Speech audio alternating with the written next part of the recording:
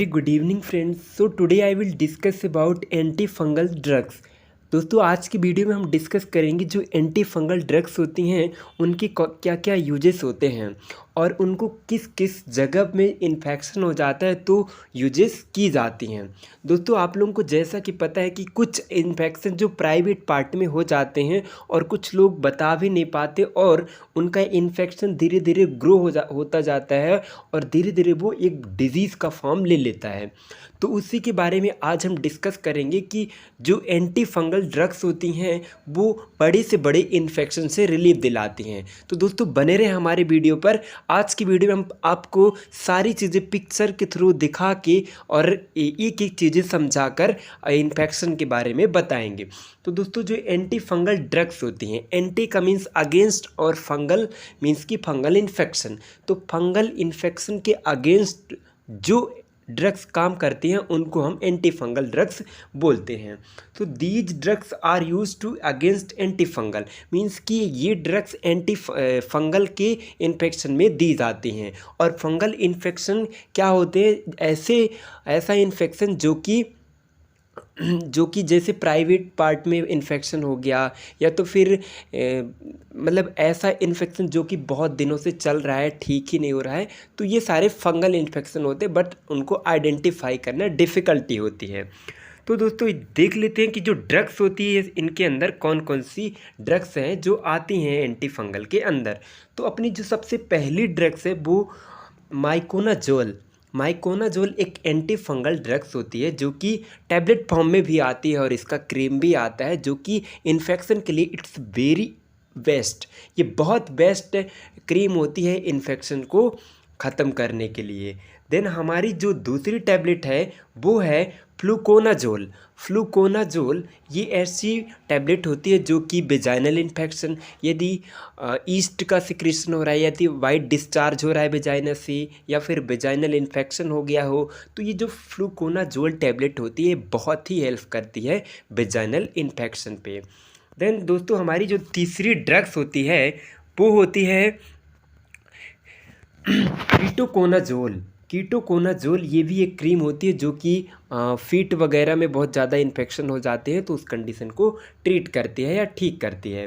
Then दोस्तों हमारा जो चौथी जो ड्रग्स होती है वो क्लोट्रीमाजोल ये टैबलेट मेनली वेजाइना के लिए प्रिस्क्राइब की जाती है। जब वेजाइना में वाइट डिस्चार्ज होता है या फिर वेजाइना में इन्फेक्शन हो जाती है, इन कंडीशन में भी क्लोट्रीमाजोल जो है तो प्रिस्क्राइब की जाती है। देन इसके बाद हम लास्ट जो हमारी ड्रग्स है वो है इंट्राकोनाजोल ये भी एंटी फंगल ड्रग्स है जो कि फंगल इन्फेक्शन में दी जाती है। ये तो हमने ड्रग्स देख लिया दोस्तों, बट इसके बाद हम ये डिस्कस करने वाले हैं कि इसका जो मैकेनिज्म ऑफ एक्शन है, ये ड्रग्स कैसे काम करती है और इस ड्रग्स का इफ़ेक्ट क्या होता है इन्फेक्शन में, इसके बारे में डिस्कस कर लेते हैं। सो इसका मैकेनिज्म ऑफ एक्शन दोस्तों, जो इसका मैकेनिज्म ऑफ एक्शन ये बोल रहा है कि दे किल और inhibit fungal growth by inhibit protein synthesis with in the fungal sales. जो कि फंगल्स के अंदर जो सेल्स होते हैं उनमें जो प्रोटीन बनता है उस प्रोटीन को डिस्ट्रॉय कर देती हैं, नष्ट कर देती हैं ये एंटी फंगल ड्रग्स जो होती हैं। ये कैसे इनहिबिट करती हैं? जो फंगस हमारे बॉडी में इन्फेक्शन कॉज करते हैं उनके बॉडी में जो प्रोटीन बनता है उनको डिस्ट्रॉय कर देती हैं। और क्या करती हैं ये डिस्ट्रॉय, ये देख लेते हैं आगे। It fungistatic at low concentration but fungicidal at high concentration means कि ये फंगल के ग्रोथ को कम रोकती है बट ये फंगल के जो डिस्ट्रक्शन है वो बहुत ज़्यादा मीन्स कि डिस्ट्रॉय बहुत ज़्यादा करती है। ये उसके ग्रोथ को बहुत कम रोकती है बट उसको डिस्ट्रॉय बहुत जल्दी कर देती हैं। तो स्टैटिक का मीन्स होता है उसके ग्रोथ को रोकना और सिडॉल का मीन्स है उसको डिस्ट्रॉय करना। तो ये जो ड्रग्स एंटी फंगल जो ड्रग्स होती है वो ग्रोथ को कम रोकती हैं बट सबसे ज़्यादा डिस्ट्रॉय कर देती हैं। देन इसके बाद इनका यूजेस हम आपको वन बाय वन बताएंगे कि ये किस किस इन्फेक्शन में मेनली यूज़ होती हैं। एंटी फंगल ड्रग्स किस में यूज़ होती हैं, तो फंगल इन्फेक्शन। यदि आपको ऐसे इन्फेक्शन कहीं पे दिख रहा है तो वो फंगल इन्फेक्शन हो सकता है, उसमें एंटी फंगल ड्रग्स यूज़ होती हैं। मेनली फंगल इन्फेक्शन में आप लोग ने देखा होगा कि जो ओरल एंड वेजाइना, ओरल और वेजाइना की जो लेयर्स होती है वो बहुत ही स्मूथ होती है, वहाँ पे इजीली जो फंगल इन्फेक्शन है वो कॉज कर जाते हैं। और वेजाइना में भी बहुत ज़्यादा इन्फेक्शन हो जाता है, तो क्योंकि वहाँ की जो लेयर्स होती है वो बहुत स्मूथ होती है। देन इसके बाद जो दूसरा इंडिकेशन है, मीन्स कि हम इसमें यूज कर रहे हैं। पहला हमारा जो यूजेस है वो फंगल इन्फेक्शन में ही यूज किया जाता है, देन ओरल में और वेजाइना में जो इन्फेक्शन हो रहा था उसमें भी हम यूज कर रहे थे। देन हमारा जो तीसरा इसका यूजेस है वो है रिंग बॉम और एटलेटिस फूड जॉक ईच। ऐसे लाइक इन्फेक्शन यदि हो जा रहा है तो उसमें भी एंटी फंगल ड्रग्स यूज़ की जाती हैं। देन इसके बाद हम कॉन्ट्रा इंडिकेशन के बारे में डिस्कस करेंगे कि कौन कौन से ऐसे पेशेंट जिनको नहीं देना है ये ड्रग्स की।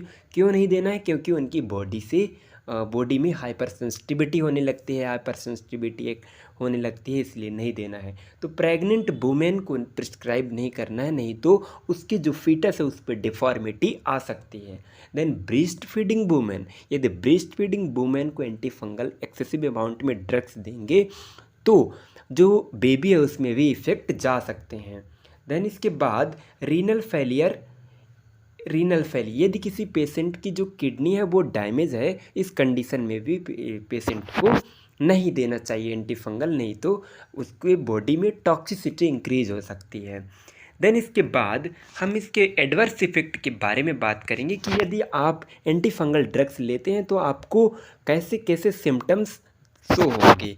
तो अपना जो पहला है nausea and vomiting, hypotension means कि बीपी आपकी लो हो सकती है, डायरिया हो सकती है क्योंकि ये बहुत ज़्यादा कॉन्स्टिपेशन भी करते हैं ये वाले drugs, and hyper sensitivity reaction भी हो सकती है, हेडेक भी। ऐसे सिम्टम्स आपको देखने को मिल सकते हैं जिससे आपको घबराना नहीं है। और मेनली दोस्तों ये ड्रग्स बिना फिजिशियन के ऑर्डर के नहीं लेना चाहिए, क्योंकि इसके बहुत सारे साइड इफ़ेक्ट भी हैं, गुड इफ़ेक्ट भी है और बैड इफ़ेक्ट भी है, इसलिए बिना प्रिस्क्राइब के ये ड्रग्स यूज़ नहीं करनी चाहिए। देन इसके बाद ड्रग इंट्रैक्शन के बारे में बात करेंगे कि इनको किन किन ड्रग्स के साथ नहीं लेना चाहिए। तो दोस्तों ड्रग इंट्रैक्शन के बारे में बात करें तो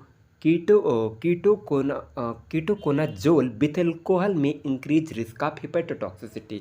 यदि आप कीटोकोनाजोल टैबलेट ले रहे हैं तो उसके साथ में यदि आप एल्कोहल इंजेक्शन करते हैं, एल्कोहल इंटेक करते हैं, उस कंडीशन में आपके लीवर में बहुत ज़्यादा टॉक्सिसिटी इंक्रीज़ हो सकती है, मीन्स कि आपके लीवर डैमेज होने के लिए चांसेस इंक्रीज़ हो जाते हैं। ये कहना चाह रहे हैं दोस्तों, यदि आप इस टैबलेट के साथ एल्कोहल ले रहे हैं तो इसलिए जब टैबलेट आपकी चले तो कोई एल्कोहल या फिर ड्रिंक नहीं करना चाहिए। यदि आप कीटोकोनाजोल के साथ एल्कोहल इंटेक कर रहे हैं तो आपकी लीवर फेल होने या डैमेज होने के चांसेस बढ़ जाते हैं। देन दूसरा जो ड्रग इंट्रैक्शन है वो इंट्राकोनाजोल विथ एंटी डायबिटिक में भी इंक्रीज रिस्क ऑफ हाइपोग्लाइसेमिया। यदि आप इंट्राकोनाजोल के साथ में यदि एंटी डायबिटिक जो ड्रग्स लेते हैं तो आपको हाइपोग्लाइसेमिया होने के चांसेस बढ़ जाते हैं। देन इसके बाद नर्सिंग रिस्पॉन्सिबिलिटी के बारे में बात करेंगे। जो एक नर्स का रिस्पॉन्सिबिलिटी वो क्या क्या होनी चाहिए। Monitor the adverse effect means कि उसके क्या क्या साइड इफ़ेक्ट हो रहे हैं उसको मैनेज करना चाहिए। यदि सिम्टम्स आ रहे हैं तो एक नर्सेस का रिस्पॉन्सिबिलिटी है। Then prevent from multiple sexual partner connected तो दोस्तों, तो इसमें ये है कि जैसे कि बहुत सारे लोग ऐसे होते हैं कि वो मल्टीपल सेक्सुअल पार्टनर होते हैं उनके, तो बहुत सारे पार्टनर से यदि वो सेक्स करते हैं तो उनके one person to another person जो है तो इन्फेक्शन ट्रांसमिट हो जाता है, इसलिए इन सब चीज़ों से प्रिवेंट करना चाहिए, ऐसा टीच करना चाहिए नर्स को। देन अवॉइड शॉर्ट क्लॉथ, यदि आपके प्राइवेट पार्ट में यदि इन्फेक्शन है तो शॉर्ट क्लॉथ नहीं बियर करना चाहिए, नहीं तो इन्फेक्शन और ज़्यादा ग्रोथ करता है। तो दोस्तों आज की वीडियो में इतना ही। यदि आपको वीडियो कैसे लगा प्लीज़ कमेंट में ज़रूर बताएं। Thanks for watching, like and subscribe. Thanks for watching.